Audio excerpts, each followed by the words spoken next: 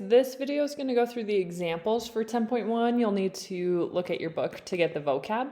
But basically what we're going to be doing is we're going to be looking at a variety of three-dimensional shapes, and we're going to give them names.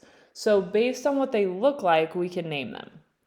So in this first page, anything that has rectangular pieces connecting them together is a prism. And then the base are the two sides that are parallel to each other, okay? So whatever shape the base is, we start with that in the name. So this is a triangle, so we'd start with triangular, and then because it's rectangles connecting them, it's a prism. Okay, this one, I actually have many sides parallel to each other. This side's parallel to this side, front to back, top to bottom, they're all parallel to each other. So this is for sure, and all those shapes are rectangles. And it's all rectangles in between. So this is a rectangular prism. Well, prism, not prism. Okay, this one again, rectangles are connecting the bases. The base shape, the two pieces that are parallel to each other, are pentagons. So this is a pentagonal prism. Okay? So what if we don't have rectangles connecting them? What if we have triangles that are going around all the edges and they connect at a peak? This is a pyramid. So all three of these are pyramids, but notice the bottom, the base is a different shape. So we can name a pyramid based on whatever shape the base is. So this would be a rectangular pyramid. I don't know for sure it's a square unless the 90-degree angles are marked or that all the sides are marked as the same. So if we can't tell for sure if it's square, we're just going to say rectangular. And then it is a pyramid. This one has 6 sides on the base, so it's a hexagonal pyramid.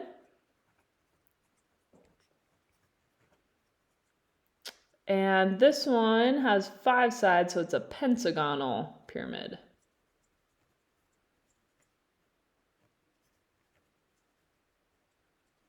Okay. These last ones involve, instead of rectangle lateral faces or triangle lateral faces, it's going to involve a rounded lateral face. So if it's a rounded lateral face with a circular base and it comes to a point, we call that a cone. If it has 2 circle bases, we call it a cylinder. Okay, so those are some different names and examples of how to name some three-dimensional figures. The other thing we can be asked to do is to describe the three-dimensional figure that can be made from the given net. So what a net is a three-dimensional figure that's been unfolded. I kind of like to think of it as like a cardboard box before it's been put together. So this is flat, and I could fold it up along those lines. So it's going to fold up, and it's going to fold into a point here at the middle. So this is a pyramid because it's going to fold into a point. And this bottom triangle is going to be the base. So this is going to be a triangular pyramid. Okay, this next one has 2 circle bases. So if I fold those in and then I kind of essentially roll up that middle rectangle, I'm going to get a cylinder. Okay, one of your other vocabulary words is a cross section. That's when we just slice a figure. Typically, we're going to slice it either vertically or horizontally. And it's when I take that slice, what shape would I see? So if I slice it and then I take a look at that shape, what would I see? So here, if I slice this one vertically, I would see kind of that outline shape that I can see here, which is the same as the base, because I'm cutting parallel to the base, the same 2D shape I'm going to see, which in this case is a hexagon. Okay, this one, if I slice it vertically, the shape I would see vertically, the 2D shape, is a triangle. Okay. This one I'm cutting horizontally, okay, and again, it's parallel to the base, so I can see the base there is a triangle, so I'm also going to see a triangle for the cross section. This one, I'm cutting parallel to the base. The 2 bases are circles, so I'm going to see a circle with the cross section. Okay, you guys have a couple just like this in your assignments, but it's asking you to classify each figure, name the vertices, edges, and bases. Okay, so I'm actually going to start with 1B. because I think the edges and bases are a little more apparent there. So first of all, what is it? Well, I can see I have a triangle on top and apparently a triangle probably on the bottom that's parallel. So this is going to be a prism. It's connected by rectangles. So it's a triangular prism.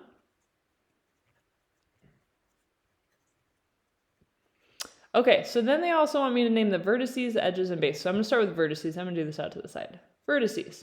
Okay, vertices are just the points where the sides meet, right? So it's, a lot of times we think of it as an angle or the point. So because a vertex is just a point, I can just name it using the capital letters that I see.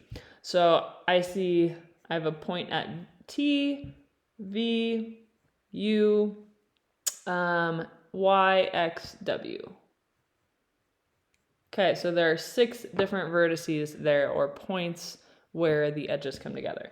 The edges are the segments that connect the vertices. So how we name a segment, right, is the 2 letters with the line segment symbol over the top. So we could do T to V. We could do V to U. U to T. We could do VY. TW, UX. So I think we've done all across the top face and the vertical ones. Now I've got the bottom face. We've got WX, XY, and there is going to be an edge on the back from W to Y. I'm going to add that one in.